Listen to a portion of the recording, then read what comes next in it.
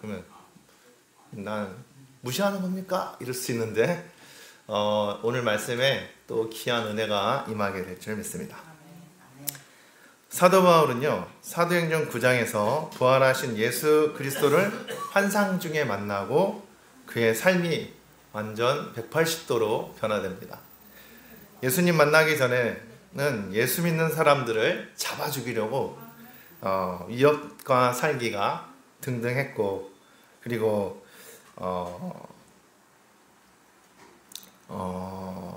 왜냐하면 그때까지는 사울은 하나님을 그것이 열심히 믿고 있다고 생각한 것입니다. 그러니까 사도 바울 입장에서는 그렇게 예수 믿는 사람들을 잡으러 다니고 그들을 죽이러 다니는 것이 하나님을 위해서 잘하고 있다고 생각한 거죠. 그러니까 우리가 깨어 살지 못하면은 진짜 우리가 교회를 위해서 충성하고 되게 열심히 하는 것 같은데 그것이 결국은 교회를 죽이는 일이 될 수 있다는 거거든요. 그래서 우리가 지금 계속해서 사순절서부터 고난주간, 그 다음에 또 부활주간 이렇게 말씀을 계속 나누면서 하나님께서 주시는 은혜는 깨어있으라는 겁니다.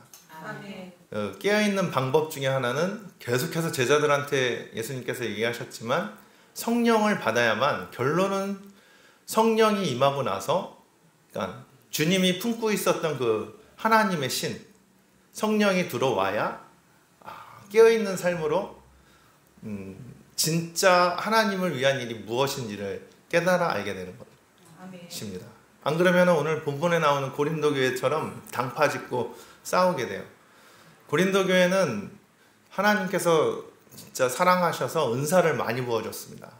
어떻게 보면은 진짜 우리가 소위 지금 교회에서 말하는 은사, 성령의 은사가 막 나타나는 거예요. 막 신유의 역사, 치료의 역사, 막 그런 또 꿈과 환상 막 이런 게 가득했는데, 그런데 문제가 뭐예요? 거기서 다 난 누구파다 은혜를 사모하는 건 좋은 건데 거기에 욕심이 들어가니까 당파가 형성되어지고, 나는 뭐 누구를 따르겠다, 아볼로를 따르겠다, 바울을 따르겠다, 막 나는 게바를 따르겠다, 그러면서 싸우게 되는 것이죠.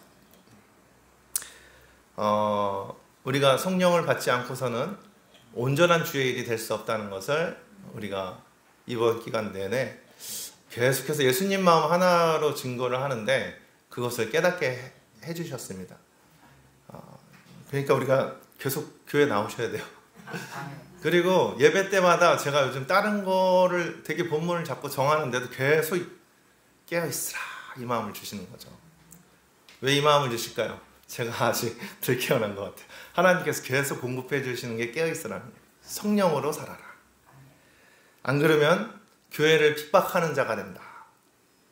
빌립보서 3장 5절에서 6절을 함께 읽어보겠습니다. 시작.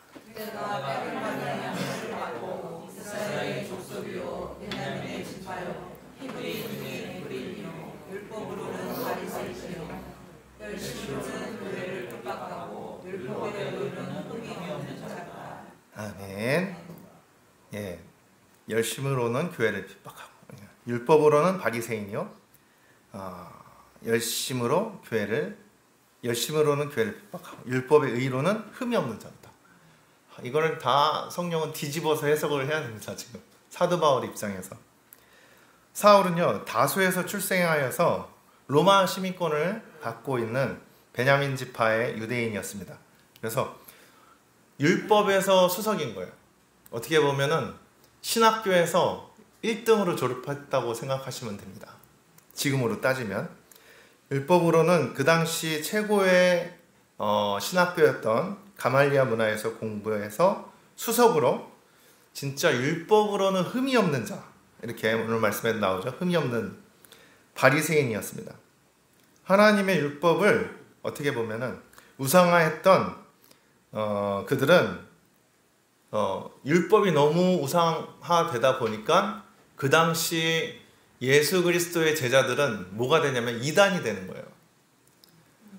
무슨 말씀인지 아시겠어요? 그러니까 이거 정말 너무 중요합니다. 성령으로 말씀이 조명되지 않으면요, 우리가 말씀을 붙들고, 그러니까 말씀도 이것이 잘못될 수 있다는 거죠. 그러니까 해석이 잘못될 수 있다는 거예요. 우리의 신앙이 잘못될 수 있다는 거예요. 그러니까 우리가 계속해서 말씀을 성령을 통해서 깨달아야 하고, 성령 받은 자와 대화를 나누셔야 하고, 그러니까 성도의 교제도 너무 중요한 거예요. 성도의 교제 속에 성령의 사람과의 관계 속에서 그냥 가져가시는 게 너무 많다는 거예요. 삶 속에서, 그들의 태도 속에서, 그들의 마음 속에서 가져갈 것이 많다는 거예요. 배울 게 많다는 겁니다. 그래서 저희 신혼방이 저렇게 이제 오픈이 되었습니다. 오셔서 저랑 담소만 나누셔도 아마 진짜 성공인 거예요. 저한테 오는 게 쉬워요, 어려워요? 어렵죠. 목사님 하면은 벌써 이렇게 거룩하고 그죠? 목사님 화장실도 안 갈 것 같잖아요. 근데 저는 가는 목사님이거든요. 그러니까 오셔서 편안하게 그냥 대화만 하셔도 이 안에서 은혜가 흐를 수 있다는 거예요. 그런데 이 사도 바울이 사울이었던 이는 이렇게 예수 믿는 사람을 죽이러 다녔는데 그것이 결국은 하나님을 위하는 길이라고 생각했는데 잘못됐다는 것입니다. 사도행전 7장 58절에서 그건 아마 제가 안 올렸을 거예요. 복음을 전하는 스데반 집사를 돌로 치고 그의 옷을 찢기고 죽였죠. 또 사도행전 9장에서는 그 주의 제자를 죽이려고 다메섹 여러 회당에다가 공문을 보내고 막 위협과 살기가 등등해서 갔다고 말씀을 하고 있습니다. 사울의 입장에서는 이게 옳은 일이었던 거예요. 이게 옳은 일이었던 거예요. 그런데 그렇게 위협과 살기가 등등해서 다메섹으로 가던 도중에 누구를 만나게 됩니까? 하늘에서 빛이 나면서 부활하신 주님을 환상으로 만나게 되고 사울은 그때 회개하고 뒤집어지게 되는 거죠. 그리고 아나니아 자기가 죽이려 했던 아나니아의 그러니까 주의 제자 아나니아의 안수를 받고 그 눈에 비늘 같은 것들이 벗겨지면서 성령 충만을 받게 됩니다. 그때부터 이 사울이 성령 충만 받고 그의 삶이 180도로 바뀌게 되는 거예요. 360도는 안 됩니다. 제자리 180도. 그의 삶이 바뀌어서 완전히 인생이 달라지는 겁니다. 이때부터는 정말 그가 하는 모든 일이 정말 하나님의 영광을 하는 일이 되어버리는 거예요. 그러니까 우리가 똑같아요. 예수님이 왜 예루살렘을 떠나지 말고 제자들에게 성령 받으라고 강조를 하셨습니까? 우리가 열심을 내는 게 헛되지 않도록 우리에게 성령을 주시고 그의 인도하심을 따라 살아갈 때 교회가 온전하게 부흥이 되어지고 기쁨이 되어지고 하나님의 나라가 이렇게 부흥하게 된다는 사실입니다. 이때부터 사울은 자기 목숨이 아닌 거예요. 그리고 말씀을 드렸죠. 성령을 받게 되면 죽음에 대한 개념이 달라지게 된다는 거예요. 예수님의 마음이 왔기 때문에 죽는다가 끝이 아니고 이제는 죽음은 잠이 든다. 그런 표현을 하는 거죠. 그러니까 부담감이 사라지면서 주의 일에 완전히 생명 걸고 주의 일을 할 수 있게 되는 겁니다. 우리는 자꾸 주의 일을 너무 목숨 걸고 하라고 하니까 부담이 돼요, 안 돼요? 예, 입 꼭 다물고 계셔서 감사합니다. 제가 되시면 부담돼요. 그래요. 내 목숨 내놓으라고 교회에서 강단에서 이렇게 막 때리잖아요. 막 뼈 때리는 말을 하잖아요. 나는 아직도 못 죽었는데 이렇게 죽으라는 게 아니고 육이 죽고 겸손해지라는 말이고 그 다음에 죽음에 대한 두려움이 사라지라는 거예요. 우리가 죽어보지 못해서 죽음이 두려운 겁니다. 모르기 때문에 두려운 거예요. 성경에서 계속 말씀해 주죠. 예수님께서 죽은 나사로를 가리켜 잠들었다 얘기합니다. 그러니 우리는 죽음을 두려워할 필요가 없는 거예요. 성령이 오면은 그렇게 된다는 거예요. 죽음에 대한 개념이 잠든 거구나. 오늘도 자고 일어났더니 교회에서 자고 일어났는데 너무 좋은 거예요. 예. 또 자고 싶어. 교회에서 또 일어나고 자고 일어나고. 그러니까 죽음이 그렇다는 거예요. 우리는 이 땅에서는 천국 생활 연습이거든요. 천국 가면은 이제 죽고 나서 천국 가면 이제 더 신나는 거예요. 예. 근데 이 개념이 오늘도 내 안에 성령이 있으면 기쁨이 되고, 죽음이라는 단어는 내 안에 아직도 내 육이 살아 정과 육을 못 박지 아니하면 두려움, 공포와 두려움으로 된다는 거예요. 예수님 믿고 이 땅 살아가는 거는 날마다 기쁘고 즐거운 일이 돼야 됩니다. 주와 같이 길 가는 것 무슨 일이 아닌가? 슬픈 일이 아닌가? 즐거운 일 아닌가? 할렐루야. 사도 바울의 성령 받기 전후를 또 한번 살펴보면요, 그 만나기 전에는 그의 이름이 사울이었죠, 원래. 그런데 주님 만나고 변화되어서 바울로 이름을 사용합니다. 그래서 대부분 많은 목사님들이 사울이 변화되어 바울 되었네, 이렇게 말씀합니다. 보통 그렇게 설교를 많이 하는데, 실은 사울이 변화돼서 바울이 됐다는 것은 그냥 같은 말입니다. 사울도 바울이고 바울도 사울입니다. 무슨 말씀하시는지. 여기서도 보면요, 저는 이렇게 이름이 변화되는 이 한 장면이 오늘 또 묵상하면서 새롭게 다가오는 게, 사울이 정말 180도 변화됐구나. 왜냐면은 그 이름의 그 디테일 속에도 이게 들어가 있구나. 그게 느껴지게 되는 거죠. 지금께서 계속 얘기하잖아요. 상대방의 마음을 맞추는 이 마음이 예수 그리스도의 마음이다. 이 이름 하나에서도 그 은혜가 있는 거예요. 상대방의 마음을 맞추는 이 바울의 모습을 볼 수가 있는 겁니다. 성령이 임하면 예수님의 마음 오게 되고, 예수님의 마음은 그 전에 금요기도회 때 말씀드렸듯이 고통 속에서도 제자들을 생각했고, 아파하면서도 어머니를 생각했고, 이 고통만 해도 혼비백산인데 못이 박혔어요. 그런데 죄인들을 위해서 대신 기도해 줍니다. 저들이 하는 것을 알지 못합니다. 그러니까 이 고통 속에서도 상대방의 마음을 생각했다는 거죠. 그러니까 이게 정말 성령을 내 안에 오신 사람의 고백인 거예요. 우리가 우리의 삶을 보면서 그걸 깨달아야 되는 거죠. 우리는 고통 가운데 아파까지는 안 갔잖아요, 아직. 바늘에 찔려도 아픈데 대못에 찍히지도 않았는데, 상대방을 위해서 이 냉수 한 그릇을 꺼내주기도 힘들다는 거죠. 그들의 마음을 위로하기도 힘들다는 겁니다. 보통 그러잖아요. 자기 아내나 와이프나 또 교제하는 여성이 직장에서 상사한테 혼나고 오면은 어떻게 해줘야 되는 게 맞는 거예요? 그렇죠. 위로해주는 게 그게 주님 마음이에요. 그런데 야, 내가 회사 다녀봐서 아는데, 내가 너 잘 알잖아. 그렇게 하면 나 같아도 혼낼 수밖에 없어. 그러면은 상처받아요, 안 받아요? 예, 상처받죠. 그러면 안 되죠. 예, 화딱지 나죠. 맞아요. 예수 믿고 성령 받은 사람은 상대방을 화딱지 나게 만들면 안 되는 거예요. 오늘 화딱지란 말이 나면 팍 꽂히는데 그러면 안 되는 거예요. 화딱지 나지 않고 오히려, 야, 진짜 힘들었겠다.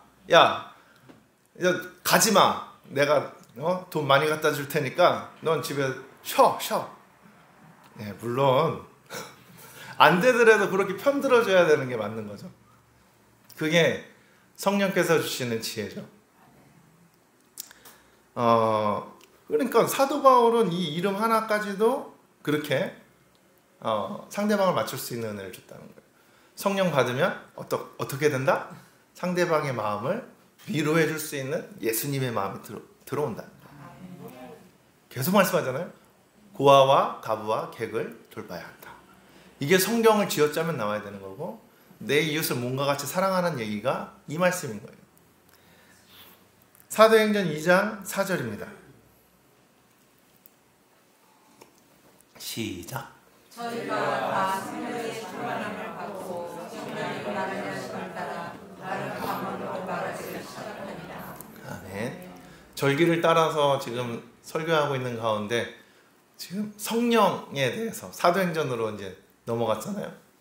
그런데 저희가 이때 이제 예루살렘을 떠나지 말고 예수님이 기도하라고, 진짜 그래야 너네 이제 내 증인이 될 수 있다 하면서, 그랬더니 열심히 기도했는데 금요일날 말씀드렸지만 며칠 만에 받았다고요? 성령을? 네. 감사합니다. 전 다 들려요? 예, 열흘 만에. 그걸 또 다 설명하려면 또 길어지니까 성령을 받았습니다. 바람같이 불같이 느낄 수 있게 된 거예요, 성령을. 그리고 나서 나타난 현상이죠. 그게 이제 2장 4절인데 저희가 다 성령의 충만함을 받고 성령이 말하게 하심을 따라 다른 방언으로 말하기 시작합니다. 아멘. 근데 금요일날 말씀을 드렸는데도 이 마음에 그 느낌이 오는 거예요. 말씀을 들을 때 느낌이 와야 돼. 그게 중요해요. 그때 성령이 역사하고 있다는 거예요. 막 바람, 불 이래가지고 막 이런 거 생각하지 마시고 진짜 성령이 이 시간 임하면은 느낌이 와야 돼. 예. 우리 성령의 말하게 하심을 따라 다른 방언으로 말하기 시작합니다. 그러니까 이게 성령이 강하게 임하고 그들에게 나타난 현상이었습니다. 이 은혜가 와야 되는 거예요. 이 은혜가. 거기에 모인 사람들은 다 다른 방언을 사용했던 사람인 거죠. 다른 언어. 저걸 보면은. 그런데 그때 성령이 임한 사람들이 주의 복음을 막 전하고 얘기하는데 어떻게 말한다는 거예요? 성령이 말하게 하심을 따라 다른 방언으로 말하게 됐다는 거죠. 와, 여기서 새로운 게 또 보여줬던 겁니다. 여기서는 저는 그렇게 생각해요. 단순히 그들 나라의 언어로만 말한 게 아닌 거예요. 그들의 언어를 가지고 와서도 그들의 마음에 들어가서 얘기했다는 거예요. 더 쉽게 설명을 하면은 그게 서로가 알아들을 수 있는 말을 했다는 거예요. 이게 핵심입니다. 소통이 됐다. 연결이 됐다. 그거 아십니까? 아무리 좋고 유익한 말도 서로 이해가 되지 않으면 아무런 소용이 없습니다. 가장 중요한 것은 성령 받은 사람은 상대방의 마음의 언어를 사용할 수 있게 된다는 거예요. 그들의 마음의 언어 뭐예요? 그들이 관심사를 가지고 그들이 마음에 품고 있는 것을 성령이 그것을 찾아내서 닿게 만든다는 거예요. 그리고 알아듣게 하신다는 거죠. 오순절에 모였던 사람들은 그리스도께서 보내주신 성령, 그 성령으로 충만해지자 서로의 마음이 통용이 되어졌어요. 내 것이 없어졌어. 모든 물건이 서로 나눠지고 통용되어지고 그 다음에 그들과 떡을 떼고 함께 마시고 나누며 기뻐하고 함께 슬퍼했다는 겁니다. 네. 지금 여기에 제가 이렇게 쓰는 이거 보이시죠? 이 뭐 기원 사제에서는 축도를 이렇게 친필로 쓰는데 볼펜이 엄청 잘 써져요. 우리 한성문구 사장님께서 주셨어요. 그 마음이 어떻게 왔겠어요, 그죠? 그런데 이걸로 쓰고 준비하니까 너무 잘 되는 거예요. 마음이 전달돼서. 그리고 얼마나 좋은지 몰라요. 갈 때마다 여기도 좋은데 문구점 가면 더 좋아요. 그리고 기도를 많이 부탁드릴게요. 앞으로 무슨 일이든 잘 되게. 이거 아주 귀한 거죠. 이거를 써서 그 마음을 여기에 담아서 또 많은 성도님들한테 진짜 기원으로 사제의 선언으로 축도로 전달할 수 있기 때문에. 또 이렇게 했다고 다 볼펜만 선물하시면 안 됩니다. 되게 비싼 걸로 주셔가지고 잘 써져요. 아무리 좋은 것도 못 알아들으면 소용이 없다. 예. 통해야 되는 거예요. 우리는 어떤가요? 같은 식구죠. 한 가정에서 다른 나라 언어 사용해요? 대한민국 언어 사용하잖아요. 예. 감사. 예, 좋아요 오늘. 그런데 왜 한국말로 하는데 못 알아듣냐고요. 왜 못 알아들어요? 못 알아듣고 어떻게 해요? 다툼으로 이어질 때가 많다는 거죠. 그것은 바로 내 안에 내 욕심대로 살기 때문에 그러니까 알아들을 수 있는 공간이 없는 거예요. 그래서 그런 얘기가 있잖아요. 내 속엔 내가 너무 많아. 조성모 아닙니다 이거. 원래는 하덕규 집사님이 이거 어떻게 성령이 감동으로 쓰신 거예요. 연인으로 비유되지만 어떻게 보면은 그게 성령과 내 안에 요 싸움이 있는 거죠. 내 속에 내가 너무 많아서 하나님께서 주님이 계실 곳이 없다는 그런 깊은 뜻이 있는데, 요즘 그때 당시 조성모가 리메이크 해가지고 또 많은 인기를 얻었는데 그거를 연인으로 다 생각해서 듣게 되는 거죠. 우리는 하지만 성령이 깨닫게 해주시죠. 예, 주님과 나, 주님 신랑, 우리 신부, 그렇게 해석이 되어져요. 내가 너무 많으니까 내 속에 나로 가득 차 있으니까, 내 욕심으로 가득 차 있으니까 상대방이 들어와 쉴 곳이 없는 거예요. 그러니 집에 있고 싶어요? 밖에 있고 싶어요? 밖에 있고 싶은 거예요. 그러면은 밖에 돌아다니는 사람 집으로 들어오려면 나를 비워야죠. 내 안에 성령이 임하고 주님이 오셔야죠. 그리고 그 상대방이 원하는 마음의 언어로 사용해야 됩니다. 성령이 임하면 다른 방언으로 말하기 시작한다는 거예요. 오늘 어떻게 집에 가서 한번 해보실 겁니까? 그들의 마음의 언어로? 목사님 어떻게 아셔요? 목사님 어떻게 아셔요? 예? 지금 밖에 나와 있는 거 어떻게 아셔요?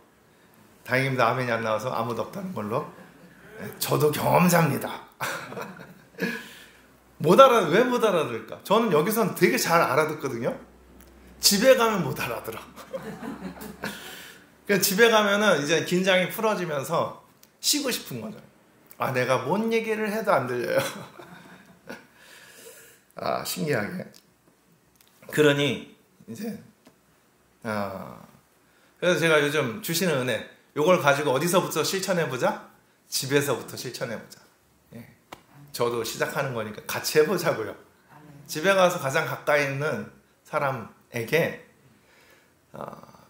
그 마음의 언어를 들어서 대화를 한번 해보시기 바랍니다. 성령이 시키신 거예요. 진짜입니다. 왜 이렇게 확신 있게 계속 얘기할까요? 내가 해보고 싶어가지고. 네. 좋은 간증 들고 오겠습니다. 신기하게, 그죠? 교회 오면은 겸손해진데 집에 가면 교만해진다. 거기에 문제가 있구나 발견하게 된 게 저는 감사합니다. 그런데 가장 중요한 것은 그 안 되는 것부터 잘해야 된다는 것입니다. 가장 가까이 있는 사람들에게 어떻게 해요? 성령이 말하게 하심을 따라 그들의 방언으로 말해야 감동이 생겨나는 것입니다. 내 안에 성령이 가장 강력하게 역사할 때 나타나는 현상이 바로 다른 방언으로 말하기 시작한다는 것입니다. 다시 말해서 상대방의 언어를 사용할 수 있는 저와 성도님 되시면 좋겠습니다. 그러면 어떻게 될까요? 성령을 따라 살면은 다른 방언으로 말하기 때문에 상대방이 우리를 좋아할 수밖에 없다니까요. 그 은혜가 와야 되는 거예요. 그렇게 해서 교회가 부흥이 돼야지 예수 믿으세요 고래고래 지르는데 예. 너 교회 안 나가? 내가 나가랬잖아. 자녀들한테 그러면 어떻게 돼요? 우리 엄마는 교회에선 천사인데 집에 오면은 그렇대요. 예, 그렇게 되면 안 되는 거예요. 그러니까 우리가 더욱더 기도해서 성령을 받아야 돼요. 그리고 다른 방언으로 말하기 시작해야 돼요. 집에서나 교회에서나 천국이 돼야 돼요. 저 점점 천국 되고 있습니다. 성령을 따라 살자. 성령 충만해져서 우리 모든 성도님들이 매력 덩어리 될 수 있길 축복합니다. 복 덩어리 될 수 있길 축복합니다. 그래서 사울의 이름을 바울로 바꿔서 사용한 것도 저는 이게 이 관점으로 깨달아지는 거죠. 상대방이 이해하기 쉽게 바울의 이름을 사용했다는 거예요. 사울의 이름은 히브리어식인 거고요. 바울의 이름은 그리스식입니다. 그러니까 로마 제국에서 흔히 사용했던 이름이 바울인 거예요. 그러니까 성령이 임하면 이름 하나도 상대방이 쉽게 부를 수 있는 이름을 이렇게 깨닫게 해주시는 거죠. 아니 뭐 이름을, 영어 이름은 본인이 지을 거 아니에요. 그래요, 안 그래요? 지금의 이름은, 한국 이름은 부모님이 지어주셨지만 해외 나갈 때 영어 이름 쓰잖아요. 그죠? 예, 안 쓰시는 거예요. 부활의 주님을 만난 후에 사울은 본격적으로 이제 이방인 전도를 시작하는 거예요. 1차 전도 여행 중간쯤 이방인 전도에서 이제 이방인에 온전히 헌신해야겠다는 확신이 왔어요. 원래 사도 바울을 들어 쓴 목적이 이방인을 전도케 하기 위함이라고 아나니아에게 알려줘가지고 안수를 해줬거든요. 이제 전도를 하다 보니까 자기의 적성이 정말 이방인을 향해 있구나라는 걸 깨닫게 되고 그의 이름을 완전히 바울로 바꾸게 되는 거예요. 사도행전 13장 9절입니다. 시작.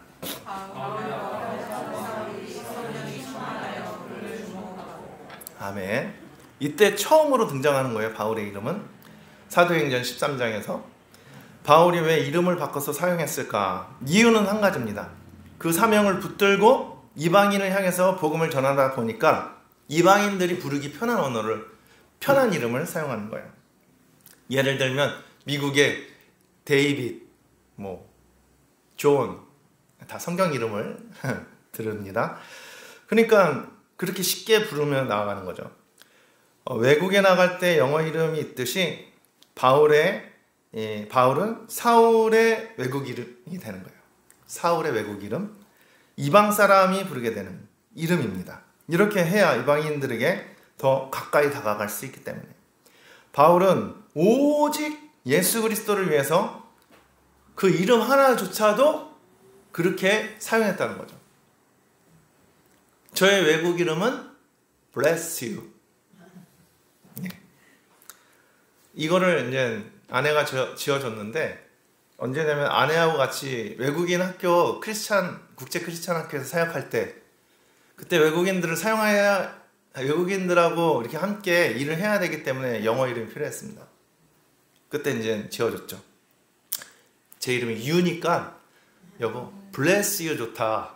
근데 나 딱 듣는 순간 나도 좋다. God bless you. 하나님의 축복을 얘기할 때. 근데 이름이니까 bless만 쓴 거죠. 그런데 이제 막 처음에 와서 소개할 때 영어 이름으로 얘기를 하는데 외국인 교사들이 저 이름을 듣고 되게 특이하고 좋아하는 거예요. bless you. 예. 어떻게 보면 상대방 축복할 때 쓰는 이름인데 그때 외국인 학교에서 교목으로 잠시 사역할 때 이렇게 지었는데 bless you를 지역해 보니까 you 축복. 예, you 축복. 해석하면 이상한데 bless you 하면 되게 어감이 좋은 거예요. 상대방을 축복할 때 우리 뭐라 그랬다고요? God bless you. 예. 그런데 외국인 교사들이 특이하다고 좋아했는데 왜 제 이름을 듣고 웃었는가 보니까 외국 사람들은 그런 게 있대요. 재채기를 하면은 옆에서 bless you 이런다는 거예요. bless you 이렇게. 그래서 웃었구나. 그게 이제 서양의 문화인 거예요. 그래서 나 궁금해서 그 이름을 찾아봤어요. 왜 재채기 할 때 bless you라고 하나? 그랬더니 서양에서는 재채기나 기침을 하면요 영혼이 빠져나간다 이런 설이 있대요. 그렇게 믿었기 때문에 축복을 해준다는 거예요. 영혼이 빠져나가지 말라고 bless you 한다는 겁니다. 그게 첫 번째 설이고요. 그래서 재채기했을 때 영혼이 빠져나가지 않도록 하나님의 은총을 받아 건강할 수 있도록 그렇게 복을 축복해주는 인사였고, 두 번째 원인은 흑사병이 있는데, 그 당시에 흑사병이 이렇게 치료될 수 있는 병이 아니었고 공포의 병이었다고 합니다. 그때마다 이 흑사병의 초기 증상이 재채기였다는 거예요. 그래서 재채기를 하면은 죽지 말라고 bless you라고 했다는 거죠. 제 이름 부르면 이제 죽지 마 이렇게 되는 겁니다. 건강하십시오 이렇게 되는 겁니다. 외국 나가면. 그래서 그때 이름을 이렇게 짓고 나서 재채기 할 때마다 bless you 하고서 웃는 거예요. 그래가지고 어떻게 보면 외국인들 제가 두려운 대상인데, 그죠? 그런데 편하게 친해질 수 있게 됐어요. 예, 외국인이라고. 영어는 완전 되게 못하는데 교목인데 외국인 사람들을 인도를 해야 되는 거예요. 그랬더니 제가 콩글리시로 직역해도 그들이 저를 무시하지 않고 와서 가르쳐줘요. bless you 그거 아니야? 그러면서 영어도 가르쳐주고 했던 기억이 납니다. 그러니까 이름 외국인이 참 쉽게 부르기 좋은 것도 하나님을 위한 길이 될 수 있겠다. 그냥 바울의 이름 하나에서 이런 것도 깨닫게 해주시고 너무 좋은 거예요. 성령이 임하면 다른 방언으로 상대방의 원하는 것을 말할 수 있게 해준다. 성령은 그런 디테일한 지혜를 하나씩 주실 거예요. 누구한테는 냉수한 그릇, 목마른 자에게는 냉수한 그릇을, 그 다음에 옷이 없는 자에게는 옷 한 벌을, 그죠? 배고픈 자에게는 밥을, 그죠? 그런 식으로 다 지혜를 주실 겁니다. 그렇게 사는데 좋아하겠어요? 안 좋아하겠어요? 좋아하죠. 사람한테 매력 덩어리 되신다니까요, 우리 성도님들이. 매력 덩어리 돼서 사람들 많이 붙으면 귀찮다고 그러지 마시고 다 데리고 오세요. 자, 다 데리고 오세요. 어디로? 이거 다 데리고 오세요. 그리고 요즘 느끼는 것은 예루살렘을 떠나지 말라는 말이 뭔지를 부어주시는 거예요. 그게 뭐냐면은 성령 받을 때까지 기도하라는 건 뭐냐면요, 정말 내가 주님과 함께 기쁨이 될 때까지인 것 같아요. 그러면 인원수도 상관이 없는 거예요. 그냥 내 자체가 기쁘고 즐거운 거죠. 이게 너무 좋아가지고 기쁘고 즐거우니까 이 기운에, 이 흐름에 이 안에서 다 묻히게 되는 거죠. 이게 퍼져나가는 거예요. 복음은 기쁜 소식이거든요. 내가 불행하게 살던 그 삶이 180도로 뒤집어지는 거예요. 주님 때문에 이 은혜를 주셔서 성령을 통해서 상대방의 마음을 다른 방언으로 말하기 시작할 수 있는 이 능력을 주면서부터 달라질 거예요. 점점점 매력덩어리 됩니다. 이게 이렇게 하는 삶이 힘들지가 않은 거예요. 우리는 목적을 갖고 그 상대방한테 그러니까 내가 이 목적을 이루기 위해서 이걸 하니까 문제가 되는 거예요.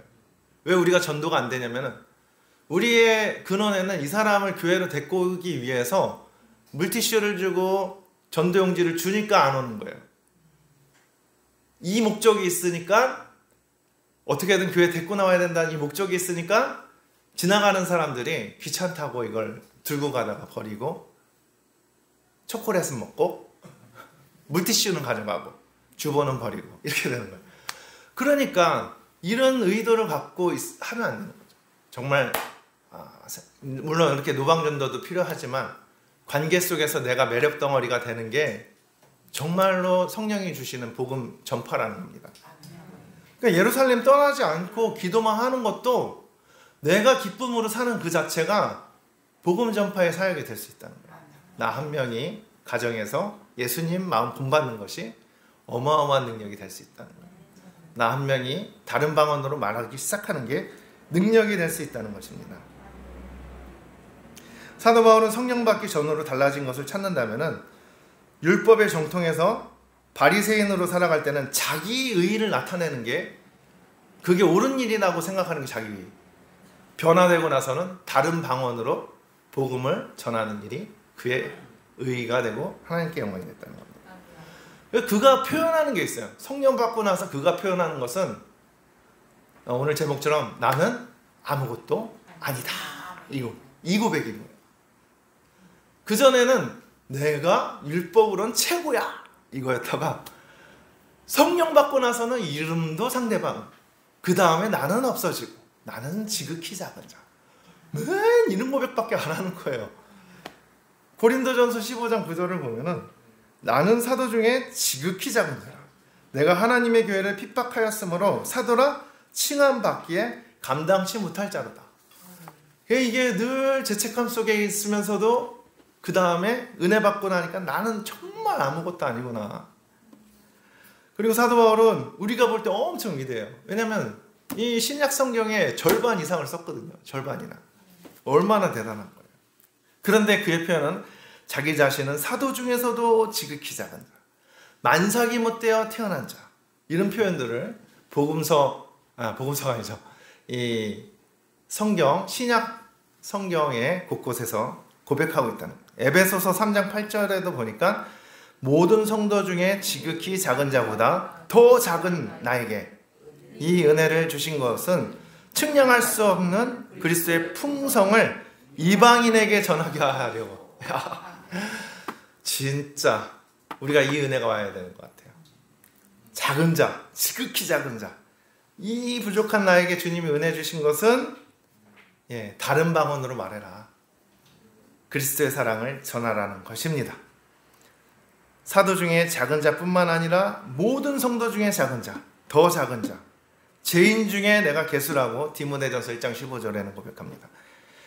제자 중에 작은 자, 성도 중에 작은 자, 죄인 중에 개수. 낮은 곳에 내려갈 대로 내려간 거예요. 예수님께서 하늘 영광 버리고 이 땅에 가장 낮은 곳으로 오신 걸 닮아가게 돼 있어요. 성령 받으면 가장 높은 곳에서 가장 낮은 곳으로 내려온다. 목사님은 그렇게 사십니까? 죄송합니다. 저도 그렇게 못 살죠. 깨달았으니 어떻게 해요? 선포하고 함께 닮아가자는 거죠.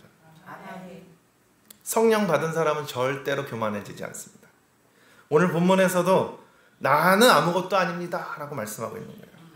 고린도전서 3장 6절 7절을 보니까 나는 심었고 아볼로는 물을 주었으되 오직 하나님은 자라나게 하셨으니 그런즉 심는 이나 물 주는 이는 아무것도 아니로되 오직 자라나게 하시는 이는 하나님뿐이니라. 아멘. 아무것도 아닌, 나는 아무것도 아니로되 오직 자라나게 하신 이는 하나님뿐이다. 이 고백이 나와야 되는 거죠. 고린도 교회는 많은 은사 받은 교회였습니다. 성도들은 자기가 좋아하는 지도자를 따르며 당파를 지으려 할 때 이때 바울이 정리를 해주는 거예요. 다 필요 없다. 나는 지극히 작은 자다. 내가 한 것이 없다. 아볼로가 한 것이 없다. 게바가 한 것이 없다. 오직 자라나게 하시는 이는 하나님뿐이다. 이 은혜가 와야 되는 겁니다. 내가 한 것이 아무것도 없습니다. 나는 아무것도 아닙니다. 이 고백을 진심으로 할 수 있는 저와 성도님이 되셨으면 좋겠습니다. 우리 창성교회 담임 목사님은 어떻게 보면 좀 사도 바울하고 비슷한 성격을 가지신 것 같아요. 그래서 어떻게 보면 목사님하고 함께 있으면서 그 얘기를 많이 들었습니다. 처음에 성령 받고 나서의 그 변화를 하도 제가 못 받으니까 디테일하게 설명을 해주셨는데, 물론 사람마다 다 다를 수 있습니다. 성령의 역사는. 그런데 그러시더라고요. 성령 받고 예수님과 주님과 동행하면서 살면서 이전과의 삶이 180도로 바뀌었대요. 그러면서 성경을 하루에 50장, 100장을 읽어도 피곤치가 않다고 말씀해 주시고 내 삶의 중심이 교회 중심의 삶이 되었다는 겁니다. 그리고 항상 남의 유익을 위해서 그러니까 다른 방언으로 살 수 있는 은혜를 주셨다는 거죠. 그래서 막 같이 이제 모시고 다니다 보면은 병원을 가야 되는데, 야 빨리 교회 가자. 왜냐면은 계속 머릿속에 교회가 있다 보니까 병원을 가야 되는데 무의식 중에 교회로 가자. 어머! 그러면서 어머! 이러시더니 아 병원 가는 거지. 막 이렇게 교회로 얘기가 나오는 겁니다. 무엇을 말하다가도 교회라는 단어가 오게 되고, 또 무슨 얘기하다 보면 성도님들 걱정 얘기가 계속 나오는 거예요. 아 그렇구나. 성령 받으면 다른 방언으로 말하기 시작하고 교회 중심의 삶을 살게 되는구나. 그리고 목사님 고백에 내가 한 것이 아무것도 없다라는 거예요. 아니 교회를 혼자 다 하셨는데 내가 한 것이 없다는 겁니다. 요즘 담임 목사님의 고충을 지금은 조금 알겠다. 왜냐면은 막상 해보니까 설교 준비 자체로도 이게 쫓기게 되더라고요. 그러니까 예전처럼 준비하다가는 이제 못 쫓아가는 거죠. 일주일에 한두 편 가지고는. 그래서 맨날 목사님께서는 계속 묵상을 하고 다니신다고. 그런데 진짜 저도 전철에서 오면서 막 묵상하고 준비하고 막 이제 이런 식으로 되게 되더라고요. 아 그렇구나. 자신보다 교회를 더 걱정하시고, 또 다른 사람을 생각하시고, 또 고양이 엄청 좋아하시잖아요. 죽어가던 고양이 진짜 몇백만 원, 몇천만 원 들어서 그거를 어떻게 해요? 살리시고. 왜냐면 다 죽어가는 거 다 걷어서 살리시고 먹이신다는 거죠. 그런 게 예수님 마음인 것 같아요. 그리고 나서 뭐라 그래요? 나는 아무것도 하는 것이 없다. 그러니 제가 복장이 달리는 거예요. 나는 지극히 작은 자다. 한 것이 없다. 꼭 저렇게까지 나서야 되나? 속으로 생각한 적이 있었는데 시간이 흐를수록 말씀을 선포할수록 깨닫게 되는 거죠. 성령을 받은 사람은 이렇게 사도 바울 같이, 또 안식년 중이신 담임 목사님 같이 겸손의 고백을 하게 된다는 것입니다. 마태복음 6장 3절에 보니까 너는 구제할 때 오른손이 하는 것을 왼손이 모르게 하여, 주님이 이런 말씀 해주셨거든요. 아니 오른손이 하는 거 어떻게 왼손이 모르게 할 수 있을까? 알아요 몰라요? 아는데? 알잖아요. 왜 몰라? 다 알지. 그런데 얘가 모를 정도로 구제할 때, 기도할 때, 주의 이름으로 할 때 모르게 하라는 거예요. 이게 저는 처음에는 내가 구제한 것을 다른 사람이 모르게 숨어서 조용히 하면 되겠구나, 요 손까지만 깨달았거든요. 근데 이제 주시는 은혜는 뭐냐면은 좀 더 이렇게 묵상하다 보니까 내가 구제한 일을 나도 모르게 해야 되는 거구나. 내가 누군가를 도와줬는데 내가 도와준 걸 몰라. 그렇게 될 수 있을까요? 거기까지 가야 예수님의 마음이 된다는 거예요. 이게 뭔지 아시겠어요? 이게 그거예요. 내가 목적을 가지고 전도를 하면은 그게 그냥 구제, 지금 오른손이 하는 걸 왼손이 아는 수준인 거고, 그 다음에 내가 이 목적이 사라지고 그냥 섬기며 대접할 때 이것이 오른손이 모르게, 오른손이 하는 것을 왼손이 모르게, 그 은혜인 거예요. 그러니까 우리가 2단계까지 가야 되는 거죠. 내가 하는 것을 내가 모르게. 그렇게 되면 진짜 은혜의 최고의 절정에 가는 겁니다. 예수님 마음에, 그러니까 예수님 쏙 빼닮게 되는 거예요. 다시 말해서 내가 기쁨으로 한 것이기 때문에 모르는 거예요. 내가 정말 원해서 한 거기 때문에 모르는 거예요. 쉽게 말해서 그냥 내가 원해서 하는 것들은 몰라요, 솔직히. 우리가 수저를 들어라 했을 때 들어라 이렇게 합니까? 그냥 들지? 물 먹고 싶을 때도 손아 컵을 잡아라, 들어라, 입으로 갖고 와라, 마셔라, 이렇게 안 하잖아요. 모르고 먹잖아요. 구제를 그렇게 하라는 거예요. 너무 쉽다, 이해는. 그런데 어렵다는 거죠. 왜냐, 자꾸 목적이 생겨요.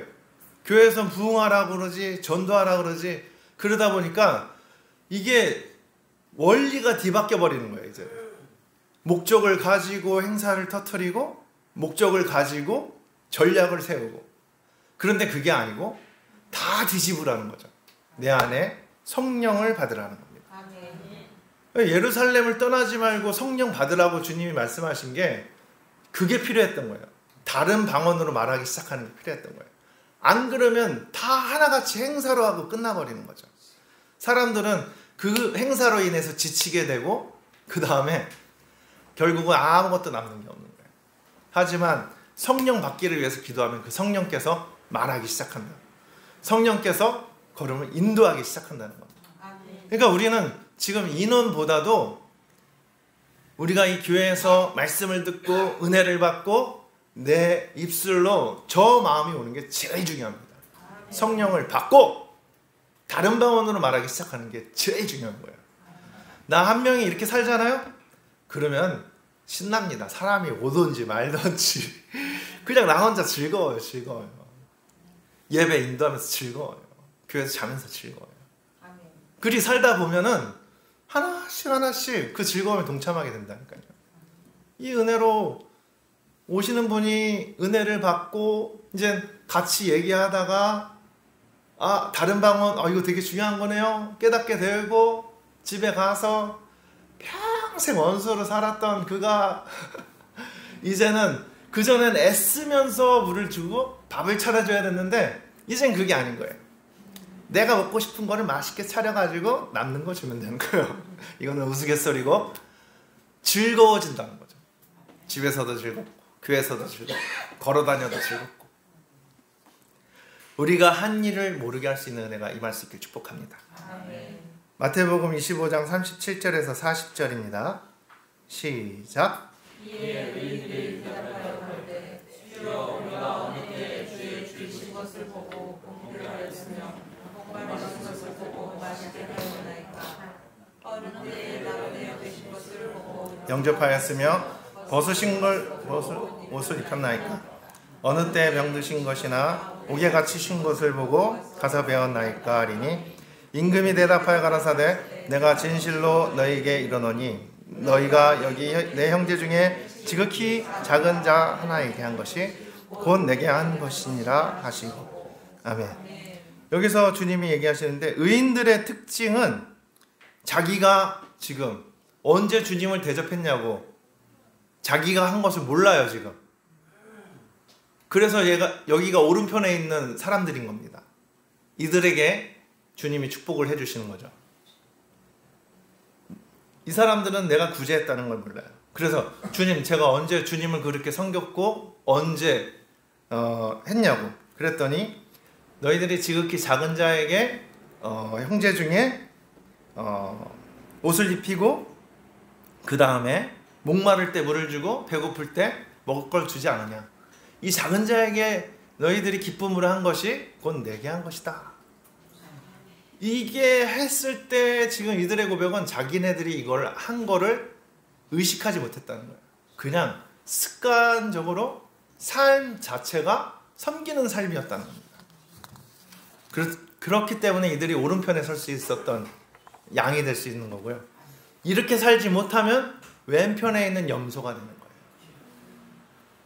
마태복음 6장 1절에 보니까 사람에게 보이려고 그들 앞에서 너희 의를 행치 않도록 주의하라. 그렇지 아니하면 하늘에 계신 너희 아버지께 상을 얻지 못하리라. 바리새인들은 사람한테 보이려고 구제하고 사람을 보이기 위해 해당거리 여기에 서서 기도를 했다는 거예요.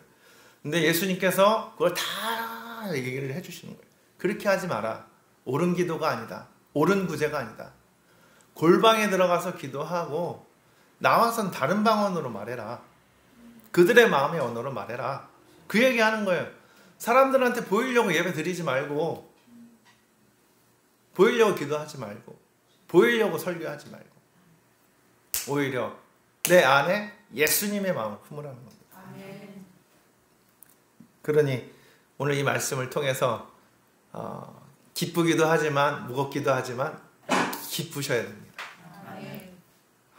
만약에 이것이 힘드시다면 내 힘으로 하려기 때문에 힘든 것이고, 오늘 주님께서 말씀하신 대로 성령을 사모하시고 성령이 임하시면 자연스럽게 다른 방언으로 말하는 은혜가 오면서 나는 아무것도 아닙니다, 주님이 다 하셨습니다. 할렐루야. 오늘 이 말씀 붙들고 주님 마음 담게 해달라 그래.